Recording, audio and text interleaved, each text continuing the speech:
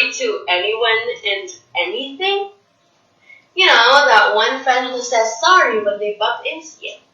When they want to borrow something from you, they say sorry. When they make a mistake on a test, they say sorry. Or when they bump into their own table, they say sorry to their table. And that, ladies and gentlemen, is the power of human empathy. We've seen or heard about speeches that say, in order to make a world a better place, you need to have empathy towards everyone. But fact is, having too much empathy can actually lead to destruction. How?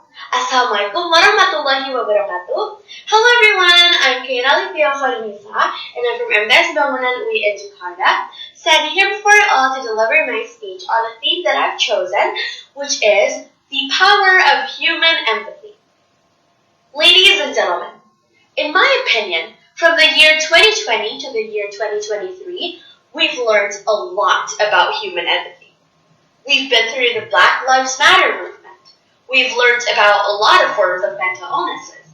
We've learned that Gen Z has more empathy towards a lot of things than other generations, basically concluding that empathy is a solution to discrimination and prevents bias. But did you know that too much empathy can actually bring the bias back instead? Let me explain. Starting from the definition of empathy, empathy is a fundamental aspect of our humanity, a powerful force that connects us with others on an emotional level. It's the ability to understand and share the feelings of another person, to walk a mile in their shoes, as the saying goes. However, as many things in life, even this remarkable human trait has its ethical and emotional boundaries. Empathy is often regarded as a virtue, and rightly so. It fosters connection, compassion, and a sense of unity among individuals and communities. But like any virtue, it can be taken to the extremes. Too much empathy can lead to emotional burnout and an inability to make difficult decisions. Imagine a doctor who becomes so emotionally invested in every patient's suffering that they cannot make objective medical choices. Or a judge who can't pass a necessary but harsh sentence because they empathize too deeply with the criminal. In these cases, excessive empathy can hinder effective decision-making and professional conduct. Furthermore, empathy can be selective, biased, and at times insufficient. Let's consider the example of tribalism. Empathy often operates within our circles of familiarity, making it easier to empathize with people who share our beliefs, values, or backgrounds.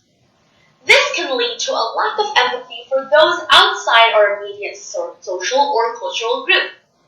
You might feel deeply for the plight of a close friend, but remain indifferent to the suffering of a stranger in a far-off land. This limitation can be ethically troubling, as it can perpetuate inequality and injustice in our societies. Empathy also has its challenges in situations where moral dilemmas arise.